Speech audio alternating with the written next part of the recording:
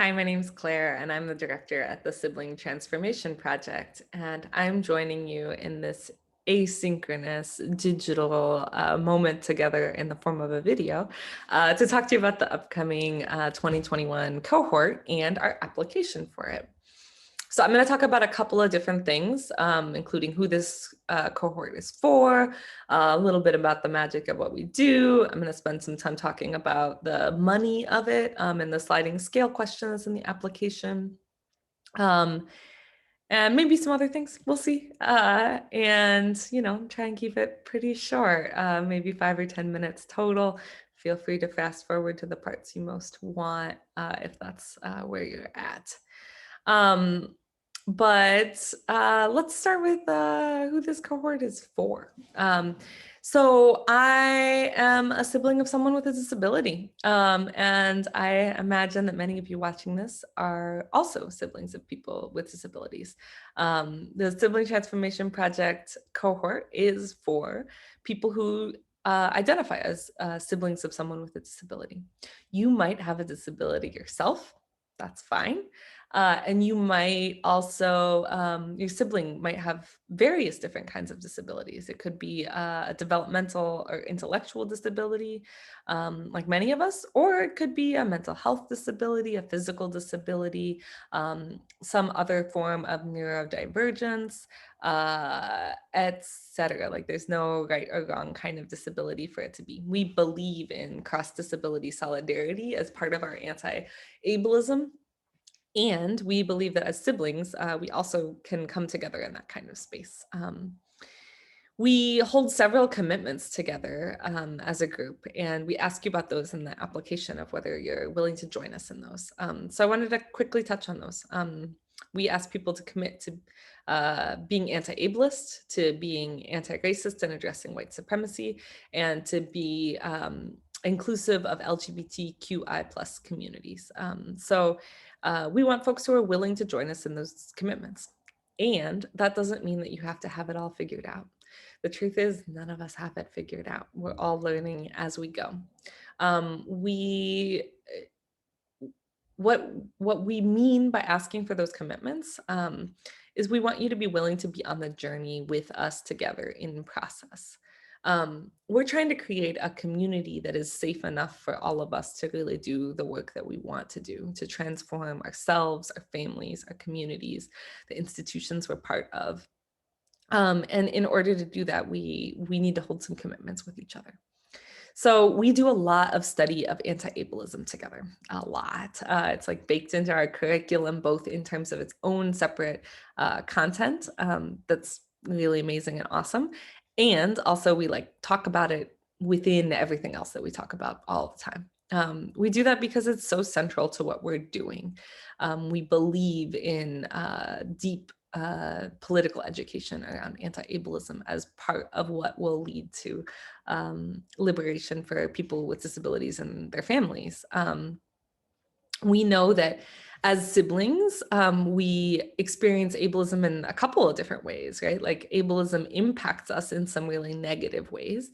And also we hold internalized ableism that can cause harm to our disabled family members and other people with disabilities. So we want to hold the complexity of all of that and really learn how to show up in an anti-ableist way. So if you're down to like get into the weeds on that, learn about it together, and hold that commitment, this cohort is for you. We know that the history of ableism, and particularly through eugenics, has led to really intertwined connections with white supremacy and racism, and also with oppression of queer and trans communities. We have seen how eugenics policies that have really harmed people with disabilities have been built around white supremacy, both like in immigration kinds of policies, also in anti-Black racism and institutionalization kinds of policies, and really everything else. We also see it in policies around, how transness has been diagnosed and what's the word, stigmatized throughout history. And we see ableism in like how all of these things show up. So we hold a strong commitment to really hold being anti-racist, addressing white supremacy when it shows up in us and around us, and being inclusive of LGBTQI plus communities, because we want the space that we create together to be safe for people of color, to be safe for queer and trans folks, for folks of all gender identities, to be able to be part of the work that we're doing. So we're not replicating that system of oppression and exclusion, which is so intertwined with ableism. It's all kind of hard and wonky to like talk about all of this in this way that's like a short little video segment, and I'm probably already at time. But I feel like it's important to like sort of touch on the surface, and I'm doing it imperfectly, and really welcome you to be in conversation with us about all of this as we figure it out together. We really believe in the Sibling Transformation Project that none of us are experts, and we don't need to be experts in order to do this work. We believe in holding each other in the work, right? Holding each other accountable, but also holding each other in love, and really making the space to do the work together. So we do a lot of work around talking about our access needs, and talking about the agreements we need to hold together to create a space that's safe enough for all of us to come together into these courageous conversations. And then we hold that throughout our time together. So in our application, we ask you about all those things, about a bunch of things about who you are, about what you're looking for. And in that, we're trying to get a sense for who you are. We're trying to put together a group of people that can make these conversations come alive together. So please tell us about yourself in that process. I want to talk about the money. So we live in capitalism still, unfortunately. And that means that we have to pay some bills. That means you have to pay some bills. That means we individually all have to pay some bills. As an organization, we have to pay some bills. It's not the most fun part of life. And we long for the liberation of a day when capitalism doesn't limit what we can do in terms of transformative programming in the world. But we are in the reality we're in. We believe in paying people adequately for their time and their work. And so we pay people with disabilities to do a few trainings throughout the cohort with us, bringing in needed perspectives for us to really learn from. We also pay all of the siblings who are involved in facilitation, technical assistance, or admin work, and coaching for members of the cohort. To date, we have not had anyone on that we've hired to do anything that hasn't been either a sibling or a person with a disability, or both. So we hold that commitment also to do that as much as possible. We also know that in capitalism, the industry of philanthropy is a flawed system. So, philanthropy has their priorities of things they want to fund. And, we've been looking for a minute, and we haven't found anyone in philanthropy that their priority is funding transformative programs for siblings of people with disability who are addressing ableism, doing political education, learning about community organizing, getting coaching, and transforming the communities. Like, that just isn't their priority. I don't know why not.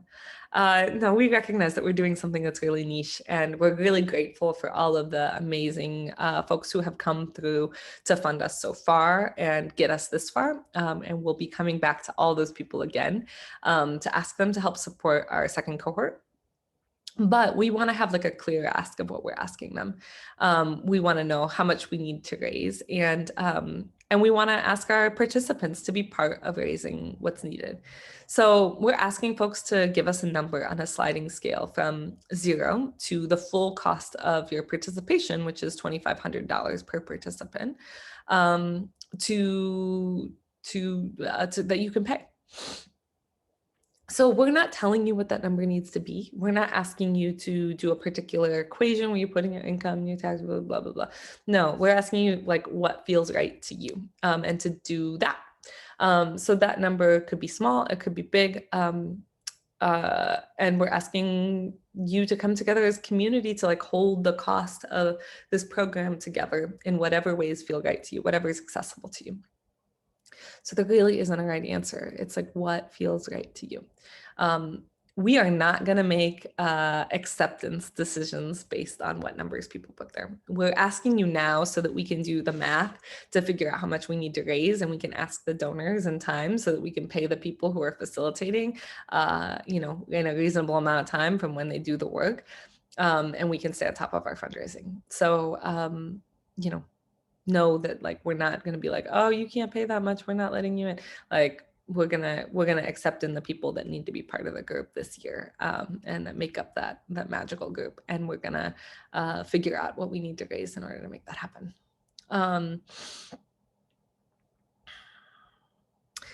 So if you're sitting here and listening to this and you're thinking about applying, I want you to know that I have been like deeply impacted and transformed by doing this work myself, and I know that everyone else has as well. The Sibling Transformation Project is something that is unique and is really needed for the world. I believe that. I believe that we need to be doing this work, creating this caucus space for our unique identities to be able to make meaning of what we've experienced and understand how ableism and other forms of oppression are in that experience, so that we can then situate ourselves as agents of transformation and change. We do a lot of different things in our time together. We talk about issues that impact us. We talk about, community organizing skills to build our vision of like, how do we create change? We listen to each other a lot. We see each other in some really beautiful ways. We get to be together. So it's hard to describe exactly what all of it is, but if you are thinking about it and this is sounding good to you, go fill out the application right now, okay? And if you are not sure, get in touch. We'll talk to you about it. I'm glad to chat with folks, and then there's a bunch of alumni and folks on our organizing committee that are also really glad to chat with folks and talk about their experiences in the program. And we're glad to like be in community with you, whether or not you decide to fill out the application this year and join us or not. I'm probably way over on time for what I said I would do, but I'm going to stop here. And thanks for being with me in this strange way of being together. And feel free to be in touch. I look forward to meeting you and talking to you soon. Thanks. Bye.